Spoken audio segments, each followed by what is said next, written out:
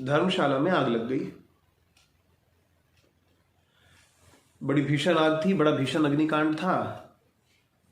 लोग आग बुझाने की तैयारी कर रहे थे।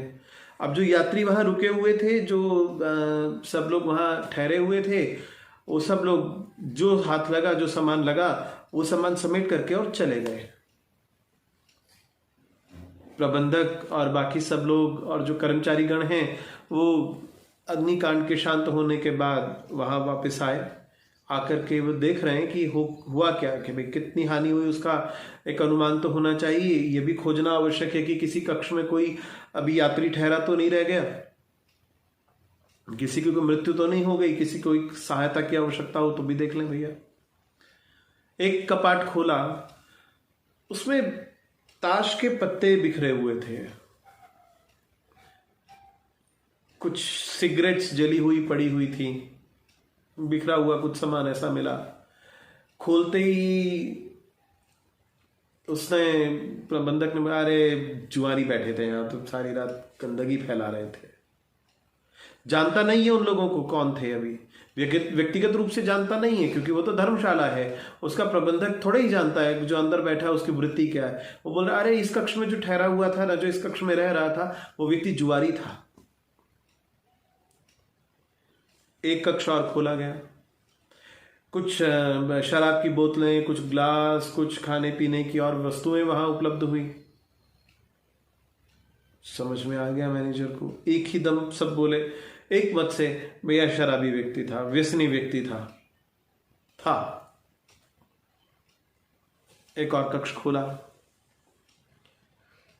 उसमें कहीं धूप बत्ती और कुछ कपूर के टुकड़े, कोई लाल कपड़ा, कोई माचिस, दीपक आदि सब बिखरे हुए थे।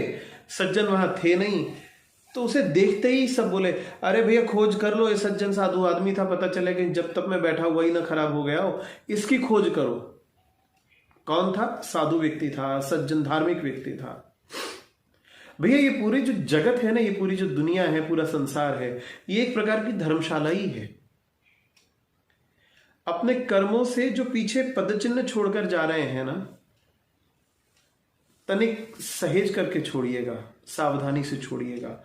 इन्हीं चिन्हों के बाद आपकी बाद की कीर्ति, आपके जन्म के बाद की कीर्ति, या जिस स्थान पर आप जा रहे हैं वहां जो आप संदेश छोड़ आते हैं, जो पद चिन्ह आप छोड़ आते हैं, उससे आपके स्थान को छोड़ने के बाद शेष जो रह जाता है, उससे आपके चरित्र की पहचान होती है। आपका चरित्र कैसा है?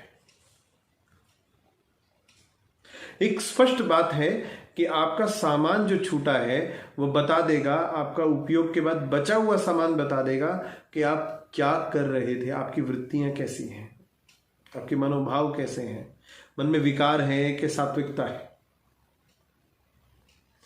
तो स्पष्ट सा एक सूत्र है कि कर्म करें और इस प्रकार से करें कि उसके पीछे के जो चिन्ह छूट जाएं, वह कहीं आपकी निंदा का कारण न बने।